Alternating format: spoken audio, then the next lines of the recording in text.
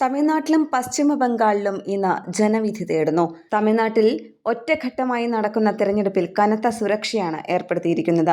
234 മണ്ഡലങ്ങളാണുള്ളത്. പശ്ചിമ ബംഗാളിൽ 152 മണ്ഡലങ്ങളാണ് ജനവിധിക്കായി ഒരുങ്ങിയിട്ടുള്ളത്. ആദ്യഘട്ട തിരഞ്ഞെടുപ്പാണ് അവിടെ നടക്കുന്നത്.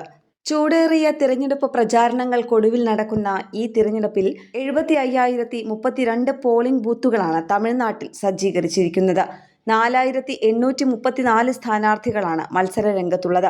38 ജില്ലകളിൽ 5.73 കോടി വോട്ടേഴ്സാണ് സംസ്ഥാനത്തുള്ളത്. പോളിംഗ് ബൂത്തുകളിൽ 5,949 എണ്ണം അതീവ സുരക്ഷാ ബൂത്തുകളാണ്. പോളിംഗ് ദിനത്തിലെ സുരക്ഷയ്ക്കായി 300 കമ്പനി സെൻട്രൽ ഫോഴ്സിനെ വിന്യസിച്ചിട്ടുണ്ട്. 83,875 പോലീസുകാരും സേവനത്തിലുണ്ട്. 1,06,418 പോളിംഗ് മെഷീനുകളാണ് സജ്ജീകരിച്ചിട്ടുള്ളത്. 20% EVMകൾ റിസർവിലുമുണ്ടാകും. പശ്ചിമ ബംഗാളിൽ 16 ജില്ലകളിലായി 152 മണ്ഡലങ്ങളിലാണ് ആദ്യഘട്ടത്തിൽ ജനവിധി എഴുതുക. 1,478 സ്ഥാനാർത്ഥികളാണ് ആദ്യഘട്ട മത്സര രംഗത്തുള്ളത്. 2,407 കമ്പനി കേന്ദ്രസേനയെ സുരക്ഷയൊരുക്കാൻ വിന്യസിച്ചിട്ടുണ്ട്. 3.6 വോട്ടർമാരാണ് ആദ്യഘട്ടത്തിൽ ഉള്ളത്. നാഷണൽ ഡെസ്ക്, കേരള പ്രണാമം.